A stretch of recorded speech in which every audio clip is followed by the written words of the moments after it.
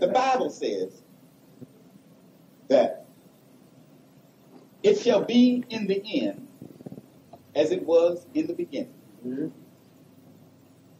How was it in the beginning? In the beginning, up until 66 trillion years ago,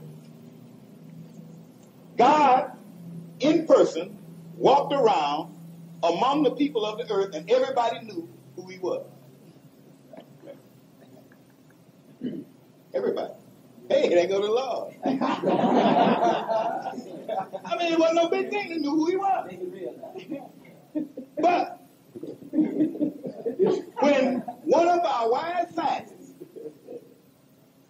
blew away the moon, the scientists then realized that that evil streak that was in the original man was coming closer and closer to the surface, and it was no longer safe for the person of God to be known to the general public. Therefore, they decided that the 12 of them would always keep the secret of God, and one of them would be the God. So from 66 trillion years ago until the advent of Master Farad Muhammad, God has never been among the general public. But according to all the prophecies, God himself would come to seek to save that which was lost. And he says, and then he will dwell among us forever and ever, right? He said that once he found his people, he would dwell among them. I will never leave you again. I'll dwell among you forever and ever. That's what I. So when Master Farad Muhammad found us, and when Master Farad Muhammad left us, does that mean God lied? No, sir. No, because we didn't realize that after 1975, that even after Master Farad Muhammad left, God was among us. That's right. Come on. Come on. Yes, sir.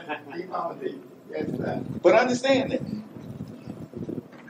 God dwelt among us in the person of Master Farad Muhammad. And only after he was gone did the people realize that God had dwelt among us. Then God dwelt among us another 40 years or so in the person of the Honorable Elijah Muhammad. That's right.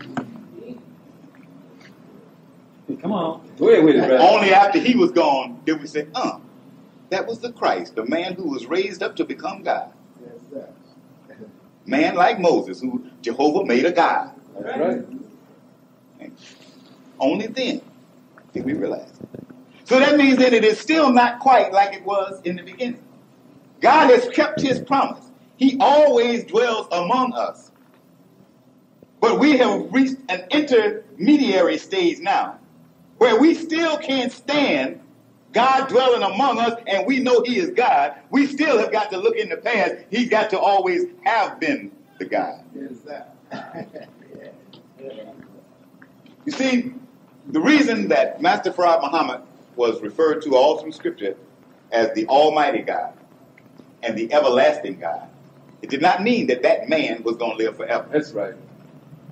What it simply meant was, everyone that has served as God since the creation of the Creator has had limited knowledge. And his knowledge, whatever it was, ruled until one of a superior knowledge was born, and then his knowledge took over and ruled.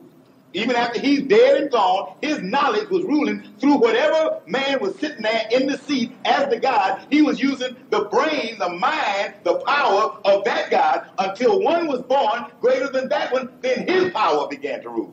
Yaqub broke the circle. He came in wiser than the one that was standing there as the God and the one who he was serving, and he became the God. But the reason this one is called the Almighty God is because his is unlimited. And that once he would come, the reason they say he would rule forever is that his knowledge is 360 degrees. Nobody will ever be born with a knowledge superior to his. So that means that from now on, every God that rules will be ruling from the power of Master Farad Muhammad. And it means that we will always have God among us, carrying in him the power of Master Farad Muhammad. And one day, when we get mature enough, we won't have to wait till he's gone. We'll know that's God among us. Assalamu alaikum.